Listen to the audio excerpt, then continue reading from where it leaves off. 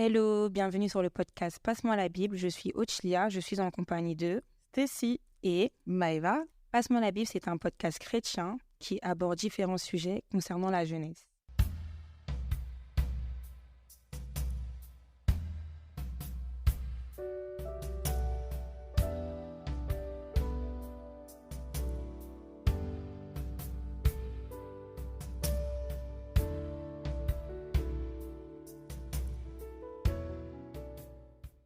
Hello, bienvenue sur Passe-moi la Bible. Je suis Maëva et je suis en compagnie de Flavie. Et du coup, aujourd'hui, on avait à cœur de partager par rapport à l'idolâtrie dans le milieu chrétien, parce que on peut être chrétien et être témoin de ce qui se passe, on va dire, dans la sphère chrétienne dans le monde. Et c'est vrai que ça nous questionne, surtout au niveau de la jeunesse, parce qu'on peut voir en fait qu'il y a quand même de plus en plus de jeunes qui sont touchés par le Seigneur par sa grâce. Amen. Mais malheureusement, beaucoup qui deviennent un peu idolâtres des pasteurs, des papas pasteurs, mamans pasteurs, dans les églises dans lesquelles ils prient, alors que finalement, le Seigneur doit être le seul qu'on doit élever, élevé, quoi. On n'est pas censé, en fait, idolâtrer un homme. Le Seigneur ne nous demande pas d'idolâtrer un homme. Personne ne doit s'immiscer dans la relation qu'on a entre le Seigneur et lui. D'ailleurs, même, il y a un verset qui dit que c'est le Seigneur seul qui intercède pour nos âmes. Nous, auprès du Père, ouais. Ouais. Je sais plus c'est dans quel passage, je vais le chercher, tout à l'heure, je vais le donner. Mais ouais, on voulait échanger dessus parce que il y a eu tellement de choses qui se sont passées dans le milieu chrétien ces derniers mois, ou des événements qu'on a pu apprendre, qui nous questionnent en fait par rapport à ça. Et du coup, avec Flavine, on échangeait, on s'est dit que ce serait bien d'échanger dessus en fait. Ouais, non, c'est vraiment ça. C'est que, comme on dit, il y a des constats parfois qui sont, comme on dit, amers, hein. Non pas qu'on est là pour constater les choses parce qu'on est meilleur que qui que ce soit, mais des fois on voit des choses et ça nous dépasse en fait.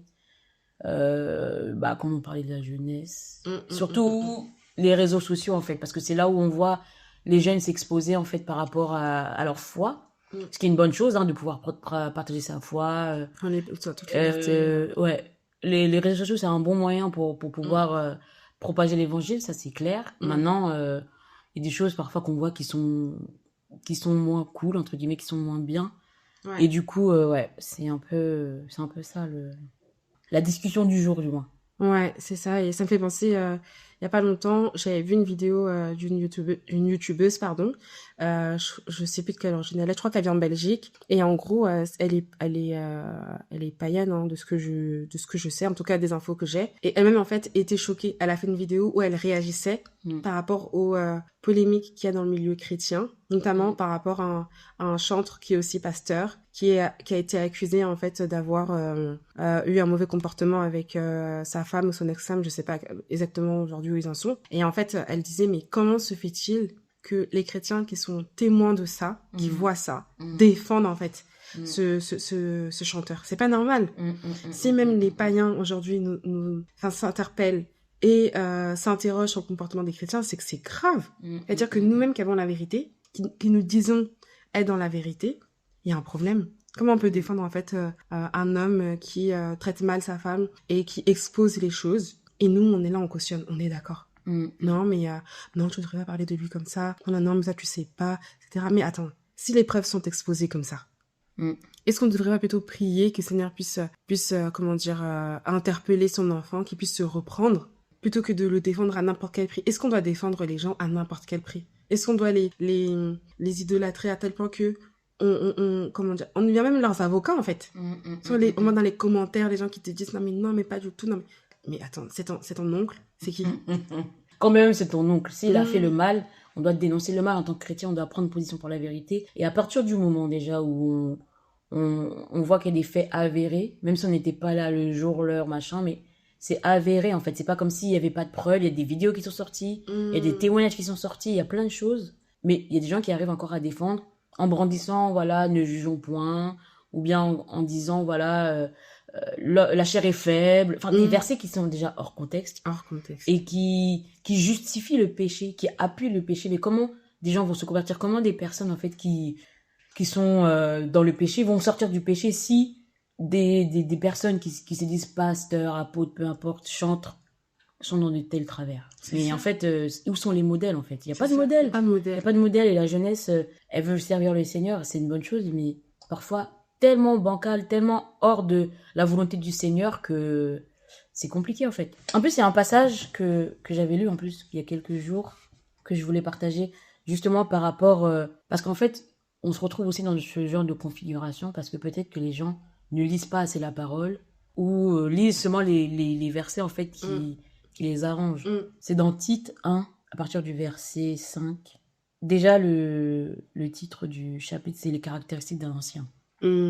Donc, ça dit, Tite 1, verset 5, « La raison pour laquelle je t'ai laissé en Crète, c'est afin que tu achèves de mettre en ordre les choses qui sont laissées de côté, et que tu établisses des anciens de ville en ville comme je te l'ai ordonné. Si quelqu'un est irréprochable, mari d'une seule femme, ayant des enfants fidèles, qui ne soient ni accusés de libertinage ni réfractaires, car il faut que le surveillant soit irréprochable, comme gestionnaire d'Élohim, ni arrogant, ni coléreux, ni ivre, ni violent, ni ardent au gain, mais hospitalier, aimant le bien, fléchissant ses désirs et impulsions, juste, saint, maître de lui-même, attaché à la parole fidèle, telle qu'elle lui a été enseignée, afin qu'il soit capable et d'exhorter par la saine doctrine et de réfuter ceux qui la contredisent. Car il y a beaucoup de réfractaires, de vains discoureurs, de séducteurs d'esprit, principalement ceux issus de la circoncision, auxquels il faut fermer la bouche, eux qui renversent des maisons tout entières, enseignant ce qu'il ne faut pas en vue d'un gain obscène. Quelqu'un d'entre eux, leur propre prophète, a dit « Les Crétois sont toujours menteurs, de mauvaises bêtes, des ventres paresseux. » Bon, je vais m'arrêter là, mais en fait, dans ce passage, il est question en fait des caractéristiques qu'un ancien doit avoir. Un ancien, c'est un responsable, c'est tous les pasteurs qu'on voit là, parce que on parlait de cette personne-là qui est chante, mais qui est aussi pasteur. Donc, qui régit une église, qui régit un groupe de fidèles, comme on dit. Bah, tu dois être irréprochable. Mais à partir du moment où on commence à te prendre la main dans le sac, dans des tels travers, et que tu continues d'exercer sans que tu sois inquiété, et en plus les gens et en plus les gens entre guillemets te félicitent ou t'encensent dans ce sens-là, c'est compliqué. On dit bien que tu dois être l'ancien doit être irréprochable, mari d'une seule femme, ni arrogant, ni coléreux, ni enivrant, ni violent, ni ardent en gain, ni violent. Alors que là, voilà, dans le cadre dans lequel on parlait, il y avait il y avait des notions de violence. Hospitalier, sachant fléchir ses désirs et impulsions. Alors que, comme on disait tout à l'heure, la plupart des chrétiens vont brandir la chair est faible. Mais là, Paul dit à Tite que qu'on appelle ça, le surveillant doit savoir fléchir ses désirs et ses impulsions. Donc c'est que c'est possible. Donc il n'y a pas raison de commencer à dire la chair est faible, non. Le Seigneur nous donne la capacité. Oui, la capacité, c'est lui qui nous rend capables. Ben oui. Juste saint et maître de lui-même. Mais quand on voit un personnage qui est aux antipodes de ce passage-là, mais au bout d'un moment, faut prendre position pour la vérité. Et il faut prendre position pour la vérité. Et comme il dit plus loin, il faut fermer la bouche à ces personnes-là. Parce que l'attitude qu'une personne peut avoir, c'est un enseignement aussi pour les autres. Pour beaucoup même. C'est un enseignement pour beaucoup. Donc ça veut dire que si on dit rien, si on ne prend pas position pour la vérité dans le sens où on ne dénonce pas ces choses-là, c'est comme si on acquiesçait. Mais oui. Et donc du coup, c'est comme si aussi on se laissait enseigner par ces scènes-là, comme il dit en vue d'un gain obscène.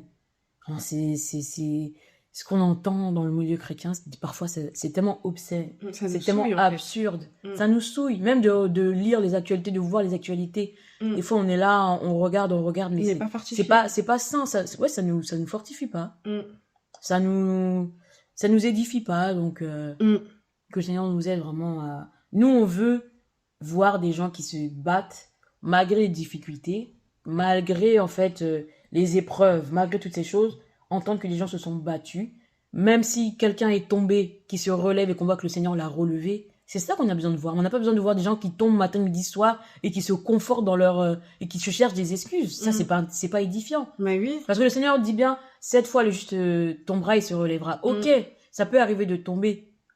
On n'en disconvient pas et on n'encourage pas aussi de tomber. Oui. Mais au bout d'un moment, quand tu vois une personne qui tombe, qui refait les mêmes choses, c'est toujours les mêmes scandales et les mêmes personnes qui qui appuient pour dire, ben voilà, c'est un homme, il est faible, machin. Au bout d'un moment, c'est fatigant, en fait. À quand est-ce qu'on va avoir des personnes qui vont être des lumières, qui vont apporter la parole, qui vont apporter voilà, quelque chose de nouveau. Le Seigneur dit qu'on est le sel de la terre. Amen. Mais on doit apporter cette saveur-là qui manque au monde. Mais si on fait les mêmes choses que les gens du monde, ça sert à quoi, en fait? Il n'y a pas de différence. Non. Il n'y a pas de différence et c'est pas intéressant et ça édifie personne. Et des gens derrière vont reproduire les mêmes choses. Donc, beaucoup de jeunes qui veulent être pasteurs et tout, c'est bien beau. Si le Seigneur t'a appelé, c'est bien beau. C'est quelque chose de bien de répondre à l'appel du Seigneur. Et en étant jeune, c'est une grâce. Mais maintenant, si on grandit dans les traces de ces gens-là, mais on est bancal, en fait. Quel héritage il nous laisse, en fait. Et nous aussi, comment s'inscrire dans ça. Et franchement, je suis d'accord avec toi dans le sens où c'est vrai qu'il y a beaucoup de jeunes qui veulent, qui aspirent, en fait, à ça et qui finissent même, ils sont même pas 30 ans. Ils sont établis pasteurs dans une église. Et tu vois, des fois, ils ont même pas 25 ans. Ils sont pasteurs. Pasteurs de qui, de quoi? Pour dire quoi? Quel enseignement tu vas donner? Je dis pas que Seigneur ne peut pas appeler des jeunes à la position pastorale, en étant jeunes. Mais je pense aussi que Seigneur aussi donne la sagesse, donne aussi l'expérience pour pouvoir, exercer ces fonctions-là, en fait. Et quand on est censé aussi voir la vie de la personne, on est censé voir la vie du Seigneur. Je partage un passage, c'est dans Acte 6, je vais lire à partir du verset 1. Or, en ces jours-là, les disciples se multipliant, il se leva un murmure des hellénistes contre les Hébreux parce que leurs veuves étaient négligées dans les services quotidiens. Mais les 12, ayant convoqué la multitude des disciples, leur dirent: il n'est pas convenable que nous laissions la parole d'Élohim pour servir aux tables. Regardez donc, frères, pour choisir 7 hommes parmi vous de qui l'on rende un témoignage honorable, rempli de l'Esprit Saint et de sagesse, auquel nous confierons ce devoir. Mais nous persévérons dans la prière et dans le service de la parole. Et ce discours plut à toute la multitude qui était là présente. Et ils élurent Stéphanos, donc Étienne, comme homme plein de foi et de Saint-Esprit, et Philippos, de Prochoros, et Nicanor, et Timon, et Parménas, et Nicolaos, prosélyte d'Antioche, qui placèrent devant les apôtres, et après avoir prié, ils leur imposèrent les mains. Et la parole d'Élohim croissait, et le nombre des disciples se multipliait beaucoup à Jérusalem, et une grande foule de prêtres obéissait à la foi. Or Stéphanos, plein de foi et de puissance, produisait de grands prodiges et de grands signes parmi le peuple. Moi, ce passage-là, il m'interpelle parce que, bon, on sait qu'Étienne, c'est quelqu'un qui était quand même jeune. En tout cas, voilà, on sait qu'il était jeune. Le témoignage qu'on rendait de lui, c'est que c'est une personne qui était, je reprends le passage, c'est ça, remplie de l'Esprit Saint et de sagesse, auquel nous confierons ce devoir. Et les gens se sont dit, on va faire appel, en fait, à Étienne, à Stéphanos, en fait. C'est-à-dire, c'était les fruits qui manifestaient. Aujourd'hui, il y a des gens qui sont établis pasteurs, qui sont établis, voilà, docteurs, je sais pas, évangélistes, etc. Mais quels fruits ils manifestent? C'est pas normal. Il y a des gens, ils sont établis pasteurs, mais c'est eux ils ont même pas 30 ans, on les retrouve dans des histoires, des papas pasteurs. T'as pas 30 ans, tu retrouves une histoire de viol. Oh, t'as été accusé de viol. T'as été accusé d'abus sexuels, attouchement, etc. C'est pas normal. Et pourtant, c'est toi que les jeunes vont prendre pour modèle. On dit qu'on donne que ce que l'on a et qu'on condamnera à ses fruits. Quels fruits manifestes-tu? Quel arbre es-tu? Est-ce que t'as un arbre qui produit la vie? Ou est-ce que t'as un arbre qui produit la mort? Qu'est-ce que tu donnes, en fait? Moi, ça me choque. Je me dis, mais comment se fait-il qu'on nous retrouve, nous, la jeunesse, dans ce type de choses? Le Seigneur, je pense qu'il est amour, il est aussi juste pour nous interpeller. Nous dire, ah là, c'est bizarre. Là, c'est bizarre. Comment ça se fait que je prie dans une église où il y a le pasteur là qui a fait ça? Est-ce que si ça avait été mon père, j'aurais apprécié qu'il fasse ça à ma mère? Est-ce que j'aurais apprécié ça, en fait? Qui trompe ma mère avec une autre femme qui est dans la même église? On est tous témoins de ça et pourtant on ne dit rien. On est complice. On couvre le péché de la personne. Ou des fois, on est au courant que la vie de tel chantre, c'est pas ça. On va quand même aller à ses concerts. On va aller dans les programmes qu'il organise, les réunions qu'il organise, etc. Mais pourquoi? On se rend complice et du coup, on favorise, en fait, leur élévation selon le monde, en fait. Parce qu'il y a aussi de ça, il y a aussi des gens qui ont bien commencé, ils chantaient dans leur chambre, dans la simplicité. Il y avait vraiment la présence du Seigneur quand ils chantaient, etc. Et parce que la lumière est venue sur eux, il y a eu l'exposition, aujourd'hui, ils ont dévié. Aujourd'hui, ces personnes-là sont idolâtrées. Ils remplissent des grandes salles de concert, etc. Ils font maintenant payer leurs concerts parce que voilà, faut comprendre, hein, on a avancé des frais. On a loué la salle, on a loué des techniciens, des régisseurs, etc., etc. Mais déjà, est-ce que même le Seigneur est dans ça? Le Seigneur, il donne gratuitement des grâces et des dons. Est-ce qu'il t'a fait payer pour les grâces qu'il t'a données? Et c'est toi qui veux monnayer, en fait, ça. Et ces gens-là, maintenant, aujourd'hui, on les prend comme modèle. Si tu commences à les critiquer, mais il faut voir comment on va te tomber dessus. C'est pas normal. Il y avait je crois que c'était l'été dernier, il y avait un jeune chrétien, un rappeur. Il a été accusé, il y avait une fille, elle avait fait toute une série de vidéos dans laquelle elle expliquait qu'il avait qu'il avait violé. Et le rappeur, il a dit non, mais moi, dans les chants que le Seigneur m'inspire, dans les raps que le Seigneur m'inspire, je parle déjà même de ma faiblesse à rapport à l'impudicité. Donc, le Seigneur est déjà au courant de ça. Vous aussi, vous êtes au courant de ça, que c'est ma faiblesse. Donc, si maintenant on m'accuse de ça, c'est que c'est pas censé être une surprise, en fait. Vous savez que moi, j'ai un problème avec l'impudicité. Non. Je te dis. Arrête. J'étais choquée. Je te dis donc, ça veut dire quoi? Que donc, toi, tu te plais tellement dans ton péché, que tu nous préviens d'avance, quoi. Oui, maman. Et puis il chante, oui. donc ça veut dire que ce que lui, l'esprit dont il est animé, donc l'esprit d'impudicité, oui. Donc c'est ça qu'il chante. Voilà.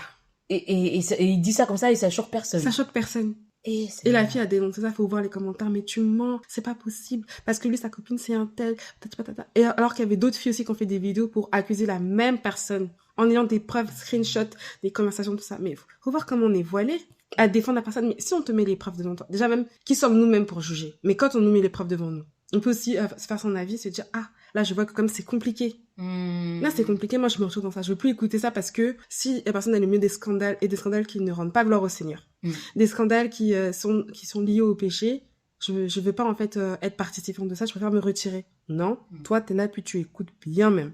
Puis après, tu comprends pas pourquoi dans ta vie, tu rames. Mais parce que tu écoutes des choses qui t'alourdissent. Et c'est choquant. Hein. Mais moi, ce que vraiment je déplore, c'est le fait de vouloir rentrer trop tôt dans ce qu'on se fait de l'œuvre du Seigneur. Parce que pour beaucoup, servir le Seigneur, c'est soit prêcher, soit chanter, soit voyager dans le monde entier, soit crier dans le métro. Mais servir le Seigneur, c'est dans tout. Déjà, nous-mêmes, on est l'œuvre du Seigneur. Amen. Donc, on doit chercher nous-mêmes à se bâtir dans le Seigneur. Amen. Pour être une œuvre excellente et pour pouvoir faire du bien aux gens autour de nous. Mais des personnes, quand on entend tous ces scandales, je suis désolée, c'est des personnes qui ne sont pas bâties. L'œuvre n'est pas parfaite. Pourtant, le Seigneur fait tout de parfait, en fait. Et donc, tu te poses la question, tu te dis, mais est-ce qu'on a vraiment compris ce que le Seigneur attend de nous? Est-ce que le Seigneur veut à tout prix que on puisse faire telle ou telle chose? Ou est-ce que le Seigneur veut que nous-mêmes, déjà, on puisse se réfréner, on puisse, en fait, se soumettre à sa parole? Parce que la plus grande œuvre, c'est écouter l'œuvre de l'esprit, c'est écouter, en fait, la parole du Seigneur, pardon. C'est d'obéir, en fait. Le Seigneur, enfin, dans la parole, il est bien écrit que l'obéissance vaut mieux que le sacrifice. En fait, dans nos générations, beaucoup de gens qui se sacrifient, mais très peu qui obéissent. C'est ça. Enfin, parce que si c'est une histoire juste de prêcher, bah, ceux qui sont éloquents, ils peuvent prêcher facilement, en fait. Bah oui. Ça n'a rien à voir avec le don que le Seigneur...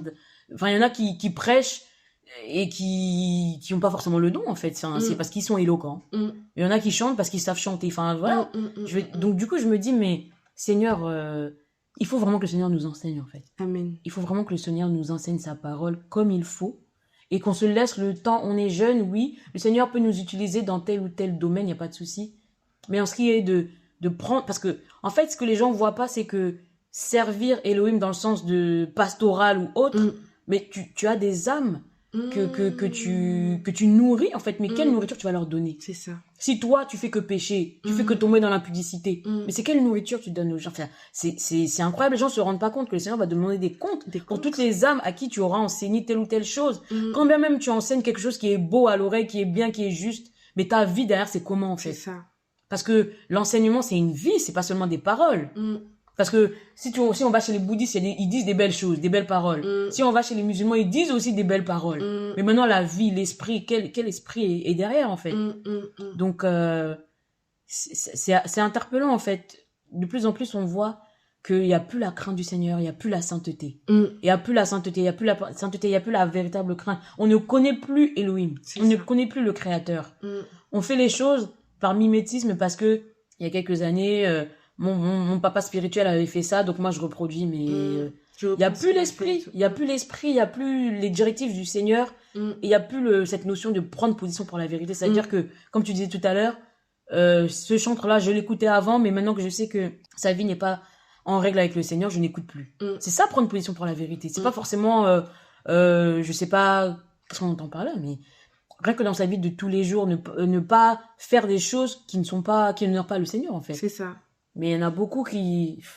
En fait, c'est malheureux parce que les personnes comme ça qui sont super exposées, que ce soit sur les réseaux ou autres, et qui n'ont pas forcément des vies en accord avec la parole, c'est eux qu'on acclame. Et ceux qui se battent dans la sainteté, ben, on les calcule pas, en fait. Oui. Ou bien ils sont cachés de eux-mêmes, ou bien on les prend pas au sérieux parce qu'ils n'ont pas la gloire, comme on dit, ils n'ont pas les followers. Franchement, non, franchement, ça c'est quelque chose vraiment, on doit vraiment demander pardon au Seigneur de cette génération parce que c'est compliqué, hein. Oui, alors. On doit vraiment. Mais oui, et tu vois. Le jugement sera terrible, hein. Ce que tu me dis, ça me fait penser à Yeshua, en fait, à Jésus. Parce que lui, quand il est venu, on dit qu'il n'avait ni beauté ni écart. C'est-à-dire quelqu'un qu'on ne remarque pas. On le remarque tellement pas que quand Judas devait venir pour le livrer, il a dû lui faire une bise pour qu'on le distingue. C'est-à-dire quelqu'un que... Il était comme tout le monde. Comme tout le monde. Il n'était pas là en train de chercher la lumière. Mais nous, on cherche la lumière. On cherche à être connu sur les réseaux, à avoir tant de followers, etc. À être des chrétiens influenceurs. Oui, c'est normal, on peut être chrétien puis influenceur, oui, le problème. Mais est-ce que le Seigneur a influencé sa génération, c'est vrai. Mais est-ce que en fait, le but n'était-il pas de remplir le ciel plutôt que d'amasser en fait des gens qui nous suivent? Toujours, on est influencé par les gens du monde. Quand est-ce que les gens du monde vont être influencés par nous? Amen. Parce qu'à chaque fois, tout ce qu'on fait, on prend les choses du monde, les inspirations du monde, on les transforme pour les mettre, soi-disant, dans le Seigneur. Mais quand est-ce que les gens du monde vont prendre quelque chose de chez nous pour s'inspirer? C'est toujours, c'est toujours l'inverse. C'est quoi? C'est pas normal. C'est grave. Mais oui. L'inspiration. Aujourd'hui, tu vois des gens qui font des pyjamas parties dans le Seigneur. Ça, là même, ça touche mon cœur. Pyjama parties. Mais en fait, on est où, là? Vraiment. On est où? Il y a plus le sacré. On vient dans soi-disant, la maison du Dieu en pyjama. Ça veut dire quoi? Vraiment. Même si on dit c'est la simplicité. Un peu de quand même. Ça, c'est une histoire de... Tu vas couper ça, hein. Ça, c'est une histoire d'innover, d'avoir un nouveau buzz, quoi. C'est nous qui avons un nouveau concept, quoi. Ouais. C'est même pas... Non, c'est vrai. Je sais pas. Je suis d'accord avec toi. Et tu vois, même tout à l'heure, quand tu parlais de... oui, il y en a qui veulent aller voyager ici et là, il y en a qui veulent évangéliser, etc. Mais quand on regarde le Seigneur... Mais je pense qu'il faut s'inspirer du Seigneur, en fait. Quand on regarde le Seigneur, on voit que le Seigneur, il était venu aussi pour les veuves et les orphelins. Il y a quelle, aujourd'hui, personne qui est exposée en tant que chrétien, au niveau de la jeunesse, qui est connue, etc., qui fait l'œuvre sociale, qui va aller construire des puits dans les villages où il n'y a pas d'accès à l'eau, qui va commencer à se... Les païens le font, hein. Ils font Médecins sans frontières, etc. Nous, on n'est pas dans ça. Nous, on va être vus sur les réseaux, on veut pouvoir remplir des salles de concert, on veut pouvoir vendre, vendre des disques, etc. On veut pouvoir être premier sur Spotify, etc. Mais en fait, les choses que le Seigneur a fait lui-même, qui était notre propre modèle, on ne veut pas s'inscrire dans ce qu'il a fait. Nous, on veut faire autre chose. On veut faire comme le monde, même en créant même des... je sais plus comment ça s'appelle, Gospel Awards. Ouais. C'est-à-dire, on va même récompenser les chantres pour les chants qu'ils ont chantés, qu'ils ont partagés, qu'ils ont diffusés. C'est le monde. Non. C'est le monde. C'est grave. C'est trop grave. C'est grave. Et ces gens-là, si tu commences à dénoncer ce système, on va te tomber dessus. Oui, non, mais non. On a investi de l'argent. Il faut pouvoir aussi... ça veut pas dire qu'on est chrétien, qu'on est crétin. Il faut aussi vendre les places. Mais le Seigneur, il a tout fait. Il a tout fait gratuitement. Tout fait gratuitement. Il a même guéri des gens en leur disant, faut pas dire que c'est moi. Va seulement. Toi, tu veux forcément qu'on sache que c'est toi qui as enregistré ce chant. Tu vas mettre ton nom dessus. Ta photo. Il faut qu'on mette sur ta vidéo sur YouTube, il faut qu'on voit ton visage. Ah là là, que le Seigneur nous aide. Parce que on se rend pas compte que on blesse le cœur du Seigneur en voulant à tout prix se mettre en avant et lui le mettre au second rang, en fait. On blesse vraiment son cœur. Parce que le but de tout ce qu'on fait, même les œuvres qu'on peut faire, même aller donner un pain à un SDF, c'est que le Seigneur soit glorifié. Le but, c'est que cette personne-là glorifie Yahweh. Voilà, c'est ça le but. Donc maintenant, quand nous, on se met en avant comme ça, qui sera glorifié? Qui est-ce qui reçoit les belles paroles dans les commentaires les acclamations. C'est le Seigneur, véritablement? Ou c'est nous? L'être humain, celui qui a posté sa vidéo, celui qui a fait ceci, cela? Non. Voilà la raison pour laquelle nous aussi, aujourd'hui, on fait ce partage-là. On n'a pas besoin de voir nos têtes. On n'a pas besoin. Et on les verra pas même. On n'a pas besoin de ça. Pourquoi? Parce que c'est le Seigneur qui doit être élevé. C'est le Seigneur qui doit resplendir plus que tout non, franchement, je sais même pas quoi dire. Ça fait tellement mal au cœur, en fait, de voir combien comment on appelle ça? On gaspille la grâce. Et Il y en a le temps. beaucoup qui ont des grâces. Le chant, tout ça, c'est Mm. des grâces vraiment. Mm. Quand des fois, quand tu entends des chants, tu dis waouh. Ça te fortifie. Ça change la vie d'une personne. Oui, Ça change. Quand quelqu'un prêche, ça touche le cœur. Quelqu'un peut changer au travers d'une prédication. oui. Quelqu'un sa vie peut être totalement bouleversée. Mais alors pourquoi aller faire payer des prédications, des prêches, des concerts? C'est le Seigneur qui t'a donné Mais le oui. don que tu as là. C'est le Seigneur qui t'a donné. Il t'a donné ça gratuitement. T'as rien payé. T'as même pas fait de formation pour dire que comme nous on fait là, par exemple, tu veux être infirmière, tu dois aller payer la formation d'infirmière pour devenir être infirmière. Non, là c'est gratuit. Quand tu es né, le Seigneur a déposé. Mais pourquoi faire payer pour que les autres en bénéficient? Dans ce cas-là, garde ça pour toi. Mais oui. C'est pas forcé. Non, franchement, c'est vrai que c'est triste, hein, parce qu'en fait, ça amène des milliers, des milliers, des milliers d'âmes, en fait, dans l'égarement. Et on pense qu'aujourd'hui, ça, c'est normal. Ce système-là, ce système chrétien, c'est normal. Alors que ce n'est pas normal. En fait, ce qui est anormal est devenu normal. Aujourd'hui, comment dire, un chrétien qui chante, qui ne veut pas être montré, qui veut pas se montrer, on va dire c'est pas normal. Mais montre-moi un peu tes mains sur ton piano, montre un peu quelque chose qu'on voit qui est derrière. Non, il faut forcément en fait qu'il y ait d'exposition. Et c'est aussi, c'est une séduction en fait, de se dire bon, peut-être que le chant que Seigneur m'a inspiré, il pourra toucher plus de gens. Si peut-être je fais un clip, ou bien peut-être que comme pour illustrer un peu les paroles que j'ai reçues, pour montrer la souffrance, je vais faire comme c'est un peu de simplicité en fait. Le Seigneur aussi cherche des cœurs simples. Il cherche des cœurs simples. Il cherche aussi des serviteurs inutiles. Des gens qui vont pas s'élever. C'est comme ça même qu'il pourra bien les utiliser. Parce que faut pas croire aussi que quand on cherche aussi l'exposition, il y a aussi les brisements qui vont avec. Il y a aussi les combats qui vont avec. Des fois même, tu es simplement dans ton coin là-bas. Tu vis ta vie pour toi dans le Seigneur. Tu as des combats qui viennent à toi tout seul. Tellement le Seigneur, il veut te briser, te façonner. Faut que tu puisses lui être davantage agréable. Maintenant, il faut rajouter l'exposition dessus. C'est comment? Il y en a même qui vont être broyés à cause de ça. Mais il y en a qui perdent la foi, oui. Qui perdent la foi parce qu'en fait, ils ont pas su, comment dire, gérer tout ça et ils ont pas assumé, en fait. Il y en a qui perdent la foi, il y en a qui dévient.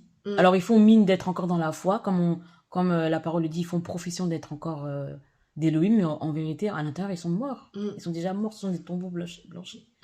C'est-à-dire que dehors, quand tu le vois comme ça, tu dis, ah, lui, il est chrétien parce qu'il prie encore, il va dans les rassemblements. Mais la relation avec le Seigneur, elle est complètement morte, en fait. Il y a beaucoup de gens qui font semblant. Oui. C'est facile, parce que le Seigneur ne se répand pas aussi de ses dons. C'est-à-dire que tu peux faire genre devant les gens, mais toi-même, tu peux pas te mentir à toi-même. Oui, tu sais. Tu sais. Et puis, arrivera un temps aussi, le jugement arrivera. Le temps du jugement aussi arrivera. Nous savons, la parole nous dit que l'enlèvement arrive, le Seigneur va venir enlever son église. Et là aussi, je pense qu'il y aura des surprises. Peut-être qu'il y a des gens qu'on n'imaginait pas du tout rester. Et en fait, ils resteront. Parce que dans leur cœur, ils ont favorisé l'idolâtrie dans le cœur des autres. Ils ont pas laissé le Seigneur lui seul être glorifié. Ils ont voulu aussi être glorifiés. Que leur image aussi soit glorifiée. Mettre leurs photos, laisser les choses... Pourtant, ils avaient la connaissance de la parole. Ils savent qu'on ne doit pas glorifier les hommes, les idolâtrer, etc. Mais ils ont laissé les choses se faire. À cause de la séduction que ça amène dans les cœurs, en fait. Parce que du coup, ça peut-être que dans le monde, tu pouvais manquer de confiance en toi. Dans le Seigneur, tu vois que le Seigneur utilise un peu la grâce que tu as. Bon, ça fait du bien à l'ego, c'est pas mauvais. Donc du coup, tu te laisses en fait être exposé, tu te laisses facilement. Sauf que je pense que le Seigneur aussi interpelle ses enfants et nous demande aussi de revenir à sa parole. Sa parole est simple, elle est accessible, elle est gratuite. Aujourd'hui, je pense que notre objectif, c'est pas de dénoncer pour dénoncer, c'est de pouvoir aussi nous interpeller. Nous, en tant que jeunes, de chercher premièrement à connaître la parole du Seigneur afin de ne pas être ballotté à tout vent de doctrine. Examiner tout ce qu'on nous dit à la lumière de la parole. Ah, j'ai entendu ça. Seigneur, qu'est-ce que toi tu dis? Qu'est-ce que ta parole dit? Chercher dans ta parole, aller dans les profondeurs. Si vraiment ce que le pasteur a dit, c'est ça, Seigneur, que tu puisses me donner la conviction. Si je vois que, j'aimais bien ce chantre-là, mais j'ai l'impression que quand j'écoute ces chants, je suis pas poussée à prier. Ça me pousse pas non plus à me repentir. Ça me pousse pas dans ta présence. Bon, des fois, les chants qui sont dans les ambiances, c'est pas mauvais. Mais est-ce que, en fait, je sens la joie vraiment du Seigneur dans ce chant-là, ou bien c'est seulement ma chair qui est excitée? C'est comment, en fait? qu'est-ce que ça produit en moi, en fait. Parce que c'est ça aussi, toutes choses sont spirituelles, hein. Les chants sont spirituels, les enseignements qu'on donne sont censés être une nourriture spirituelle pour nous. Quelle nourriture on nous donne? Des fois, il y a des enseignements que tu écoutes, t'es tellement béni, tu te dis non, là vraiment ça change ma mentalité en fait. Tu vois les choses autrement. Et ça produit le changement en toi, pour te rapprocher davantage du Seigneur. C'est ça, hein? Avant même que tu parles, je voulais vraiment encourager. Je sais que, enfin en tout cas la pensée que j'ai, c'est que il y a beaucoup de jeunes aussi qui voient des choses dans les églises, dans les assemblées, dans leur groupe de prière, peu importe. Beaucoup de jeunes qui voient qu'il y a des choses qui ne vont pas, ou bien qui se questionnent sur des pratiques qui se passent dans leurs assemblées, ou qui voient pas de cohérence entre ce qui se passe là où ils prient et ce qu'il y a dans la parole. Et ben, que le Seigneur vous donne le courage en fait de dire non à toutes ces pratiques qui sont pas bibliques en fait, de dire non même à ces pasteurs là qui peuvent peut-être vous terroriser, qui peuvent brandir le bâton en disant j'ai la possibilité de vous maudire et tout. C'est faux. Le Seigneur nous a bénis, et tant que vous êtes dans la parole, il y a pas de raison que quelqu'un vienne vous maudire, parce que pour quelque raison que ce soit en fait. Vraiment avoir le courage soit de quitter l'église si vous pouvez, ou en tout cas de prendre position, comme on disait encore, pour la vérité, de pas accepter l'idolâtrie en fait, parce que l'idolâtrie, c'est de rester quelque part et de boire des eaux qui sont pas des eaux de la parole en fait. L'idolâtrie, c'est toutes ces choses là, et que le Seigneur vous donne la force en fait de dire non à des pratiques qu'on vous impose de faire, qui ne sont pas d'Élohim, qui ne viennent pas de lui, qui ne viennent pas de notre Créateur, des choses qui vous ont interpellé, l'esprit vous interpelle, mais vous n'avez pas le courage de dire la vérité, vous n'avez pas le courage de présenter la vérité du Seigneur, parce que vous êtes jeune, parce qu'on vous minimise, parce que on dit du mal de vous, etc. Mais le Seigneur vous connaît. Le Seigneur connaît ses enfants. Et s'il vous donne d'être interpellé sur tel ou tel point, ben, c'est pas en vain, en fait. C'est vraiment pas en vain. Et il y en a beaucoup qui se posent des questions. D'autres encore qui subissent des viols, des pasteurs qui violent les jeunes filles, qui violent, qui font des jeunes filles leurs maîtresses, qui font n'importe quoi, des actes vraiment anti-bibliques et tout. Bah, ne plus avoir peur et ne plus se taire, en fait. Ne plus se taire et dénoncer, en fait, toutes ces fausses pratiques, dénoncer toutes ces méchancetés, dénoncer tous ces abus, en fait. Il y a beaucoup d'abus de nos jours, que ce soit dans la jeunesse, que ce soit chez les moins jeunes, il y a beaucoup d'abus. Et même si vous voyez que c'est votre mère qui est victime d'un pasteur, ne pas hésiter en fait à dénoncer, à vraiment non, c'est pas normal. C'est pas normal, il y a aucun homme qui peut, voilà, il faut plus craindre le Seigneur qui est capable de nous retirer la vie qu'un homme qui ne peut rien nous faire en fait. C'est ça. Donc non, il faut parler, ou bien du moins en tout cas se séparer des mauvaises compagnies, parce que les mauvaises compagnies corrompent les bonnes mœurs. Ça, c'est biblique, c'est écrit dans la Bible et dans la parole du Seigneur. Et quand il y a quelque chose qui ne va pas, il faut pas avoir peur, en fait, de suivre le Seigneur plutôt que les hommes. Amen. Et de faire le Seigneur Yeshua son confident. Parce que des fois, c'est vrai que, comme disait Frévine, on peut voir des choses, être témoin nous-mêmes de sévices, des choses qui, des viols, etc. On ne sait pas comment faire pour s'en sortir. Mais déjà, premièrement, crier en fait au Seigneur. Parce que le Seigneur dit que la prière du juste est d'une grande efficacité. Donc, je sais que le Seigneur nous secourt. Donc, le Seigneur ne va pas nous laisser en fait comme ça. Si on crie au Seigneur, le Seigneur peut créer une situation pour nous faire sortir de là. Maintenant, à nous aussi de saisir. Des fois, il y a des occasions qui se présentent. Il y a des gens qu'on connaît pas. Le Seigneur permet que cette personne-là soit là, à ton écoute, pour que tu puisses déverser tout ce qu'il y a dans ton cœur. Pour que tu puisses déposer tout ça là.